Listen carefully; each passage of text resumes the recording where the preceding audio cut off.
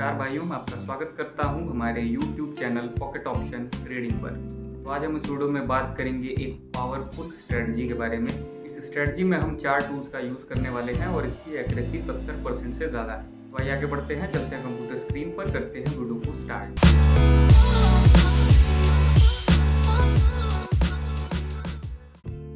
तो भाइयों, हम आ चुके हैं ट्रेडिंग प्लेटफॉर्म पर और स्ट्रेटजी हमने यहाँ पर ऑलरेडी इंप्लीमेंट करी हुई है। देख सकते हैं इसमें टोटल आपको 5 टूल्स यूज़ करने हैं, जिसमें से 3 इंडिकेटर्स हैं और 2 ऑक्सीलेटर्स हैं। अब यहाँ पर अगर टूल्स की बात करें तो 2 जो हैं वो EMAs हैं, exponential moving average. Drop down menu से आपको सेलेक्ट करना है, पीरियड इसका 51 रखना है, स्टाइल में जाकर 2 पॉइंट्स की थिकनेस, कलर आप अपने हिसाब से ले सकते हो। यहाँ पर मैंने ग्रीन लिया है।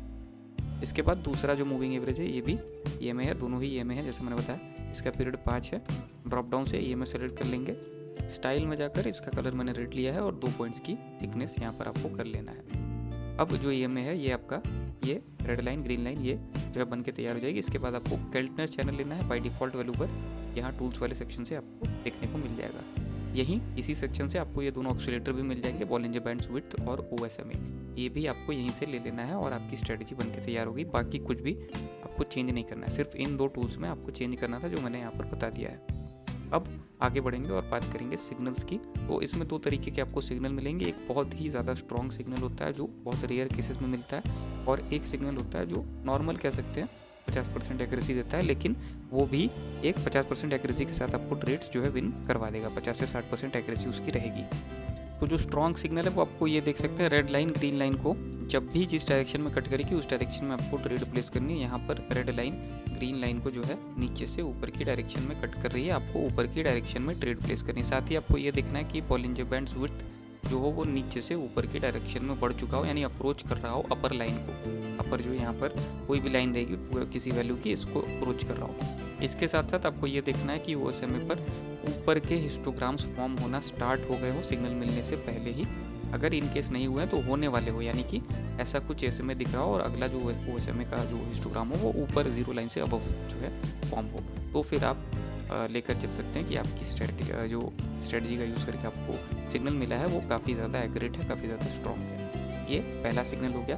दूसरा सिग्नल जो है वो ये है कि यही जो लाइन इसको कट कर रही है वो क्या करेगी कि इसी को टच करके बाउंस बैक हो जाएगी, यानी रेड लाइन यहाँ तक आएगी, टच करके बाउंस बैक हो जाएगी। और अभी तक ऊपर जो है कैंडल्स फॉर्म हो रही थी, अब ये यहाँ से नीचे फॉर्म होना स्टार्ट हो जाएंगी। यहाँ पर आपको OSMA नीचे ही देखना है, बॉलिंजर बैंड्स विड्थ भी आपको अगर ये ऊपर है तो ऊपर से नीचे आता हुआ आपको दिखेगा। तो ऐसा कोई सिग्नल मिलता है जो कि एक कह सकते हैं कि नॉर्मल सिग्नल है। इस पर मैं आपको ट्रेड करके दिखाता हूँ इसी स्ट्रेटजी का यूज़ करके। तो भाइयों, यहाँ पर देख सकते हो बाउंस बैक हो रहा है प्राइस में और सपोर्ट को छू करके प्राइस ऊपर की डायरेक्शन में यहाँ पर पुश कर रही है। यहाँ हम $40 की 2 मिनट के ड्यूरेशन की ट्रेड्स लेंगे और यहाँ पर मैक्सिमम ट्रेड्स मैं प्रेफर करूँगा ऊपर की डायरेक्शन में लेने की। $40 की 2 मिनट के ड्यूरेशन की मैंने ट्रेड यहाँ पर ले ली है। 5 ट्रेड्स टोटल मैंने ली है।